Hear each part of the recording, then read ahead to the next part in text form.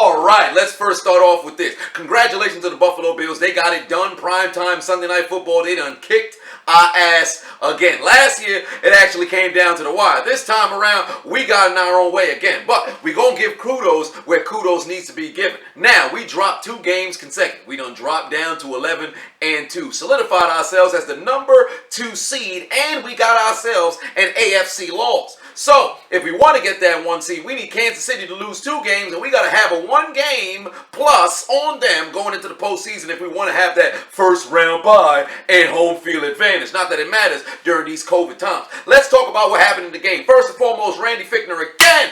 The play calling is absolutely abysmal. We need to fix this.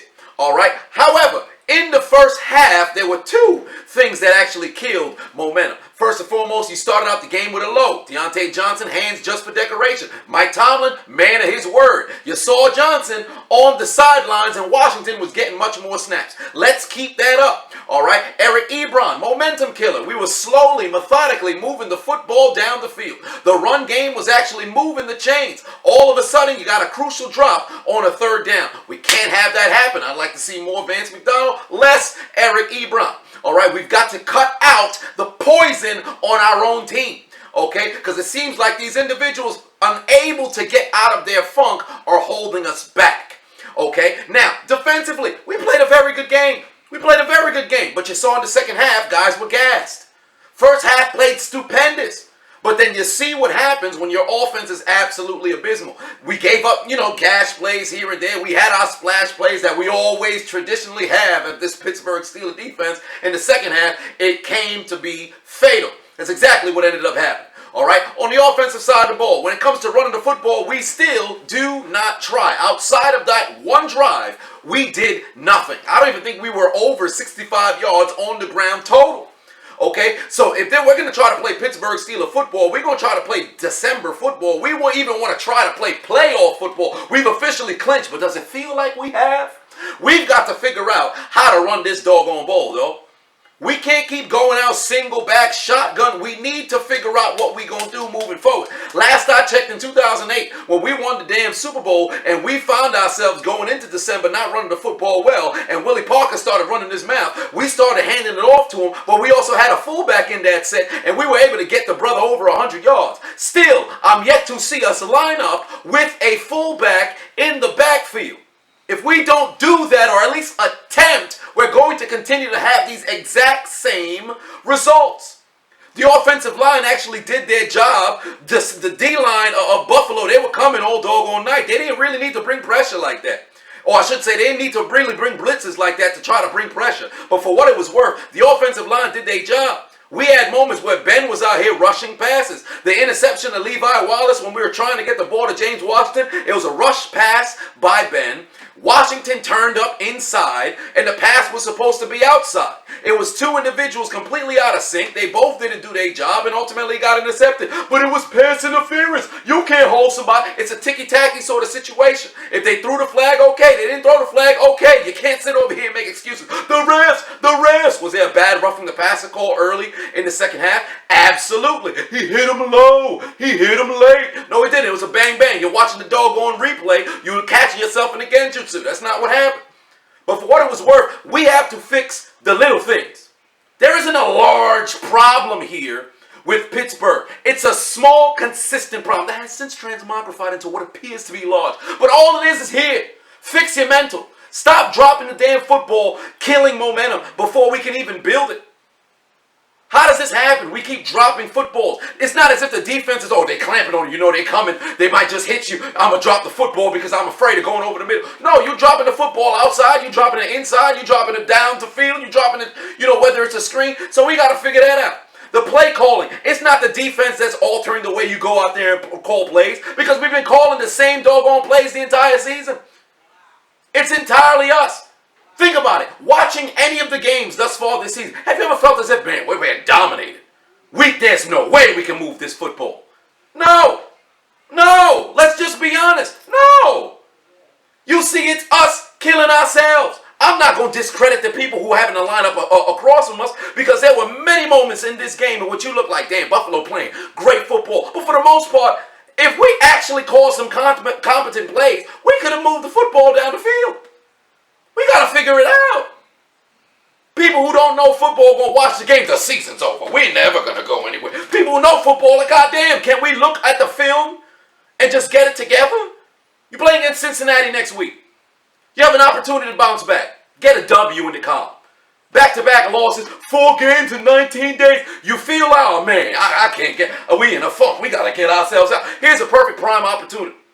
But as far as I'm concerned, from what I saw tonight, it's just 2 losses back-to-back. You reach your rough patch. You've had to deal with adversity the entire season. This is now the biggest kind of adversity that you're going to face. So what are you going to do? You going to bounce back? Or you're going to allow yourself to be consumed by said adversity, and you can turn it to the 2013 Kansas City Chiefs? You start out 9-0, you start out 10-0, you end the season 11-5, and you get bounced in the postseason. So what you want to do? What you want your identity of the 2020 Pittsburgh Steelers to be? You can bounce back from these losses and close out the season pretty strong. Or you can sit over here and wallow in your sorrow. Man, we're never going to get ourselves out. What the hell just happened? Cleveland's right behind us. We can't get it together. Cleveland might win the division. We in the postseason now. Who cares if we only lost 2 games? Just bounce back. That's all there is to it. It's not a game that I'm going to be extremely upset about. I'm just disappointed. It's the exact same thing with Washington. I'm just disappointed. Because the execution is not there. It's simply not there. It starts from the play calling. Then it goes to the mental errors of dropping the football and throwing the ball way too early or turning inside when you're supposed to be outside. Deontay Johnson, you had moments in which you dropped the ball first play.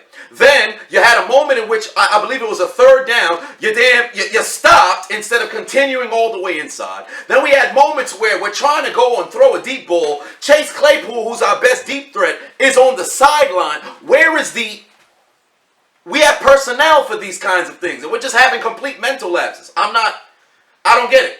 Defensively, for some apparent reason, Keith Butler just decided, yo man, it's a 3rd and short sort of situation. Let's just bring the house. What are we doing? What are we doing? We've already shown today we can bring pressure with 4. We can bring pressure with 5. We don't need to bring the entire house because it was evident in the first half they adjusted when they saw our blitzes. How are we not noticing adjustments? This doesn't make sense. When they had that 3rd down conversion, once we scored that touchdown, that should have never happened. But we let it happen. Why? Because we now got our eyes open. Play better football. That's all there is to it. It goes back to the X's and O's. Are we this bad in the film room? We made adjustments and was able to skate by during the first 11 weeks of the season. Now all of a sudden you play against a little bit of a tougher competition. We can't figure it out no more. It's the exact same thing. It's X's and O's. Get your head out your ass, release yourself from the genjutsu you caught yourself in, and go and play Pittsburgh Steelers football. We've had this happen before. 2005, this has happened before. The Steelers had lost 3 straight games. At 7-5, their season was suddenly in jeopardy. After 3 straight losses, Bill Cowher spent the week rebuilding his team's psyche. I remember it like yesterday. We're having our first meeting. Coach Cowher comes in. The whole board is wiped clean. 1 game. It's a 1-game season. 1 game. This is the only game on our schedule. What you want to do? You know, when you lose 3 games, you start to wonder why, and people are starting to look around.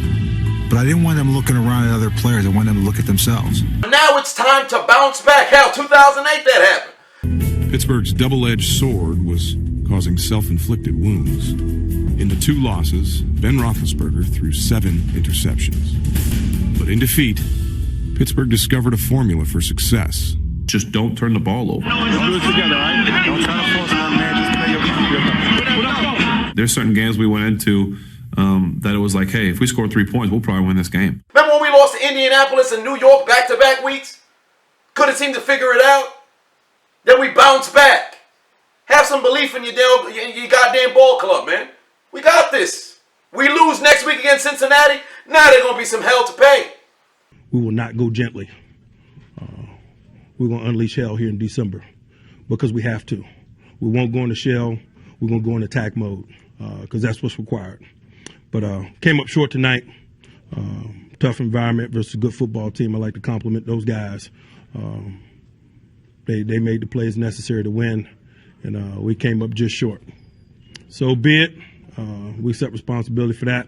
Me out front, and we'll move forward. Steelers on 3, resilience on 6. 1, 2, 3 Steelers. 4, 5, 6 resilience. Come on, man, get it together.